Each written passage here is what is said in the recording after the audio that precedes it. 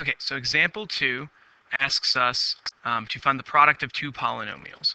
So we have 3x squared plus 2x minus 1, and we also have 4x plus 5.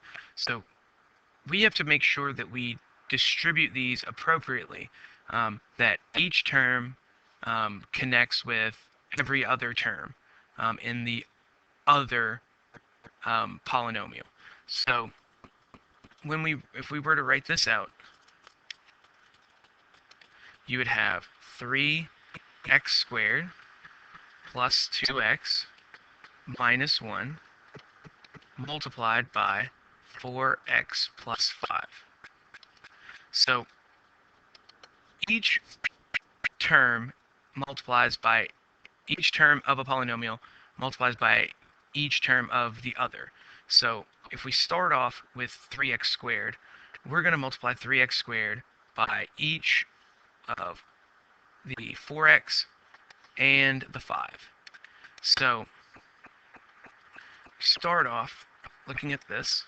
We're going to have 3x squared multiplied by 4x. We're going to add 3x squared times 5. And then we move on to our next part, which is the 2x.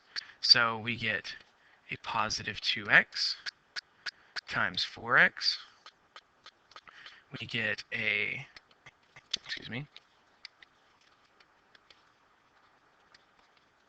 we get a positive 2x times 5.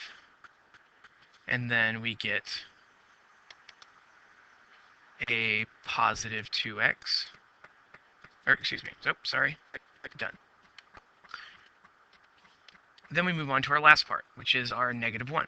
So this one, we want to distribute our negative value to these. We don't need to do negative 1 times. It may get a little confusing. So you want to just make sure that you use that negative out front. So we're going to have negative 1 times 4x, which makes negative 4.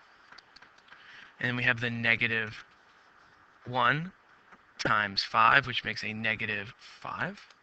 Or excuse me, this was a negative 4x. This is a negative 5. So now we've multiplied this whole thing out. We need to simplify. And after we simplify, we're going to make sure we combine any like terms that we have. So if we simplify this here, we're going to get 3 times 4, which makes 12. X squared times x makes x cubed. We then have 3 times 5, which is 15. X squared is still there. And then we have a positive 2x times 4x, which makes a positive 8x squared. We have 2x times 5, which makes positive 10x. We have a negative 4x, and we have a negative 5. So now we have to combine our like terms to finish the problem. We only have one cubic term, so that makes 12x cubed.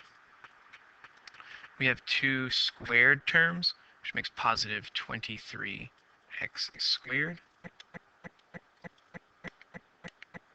We have positive 10x and a negative 4x, which makes a positive 6x. And then we have finally our minus 5. So this is how you find the product of two polynomials given any size. You just have to make sure that each term from the first polynomial multiplies by each term of the second one.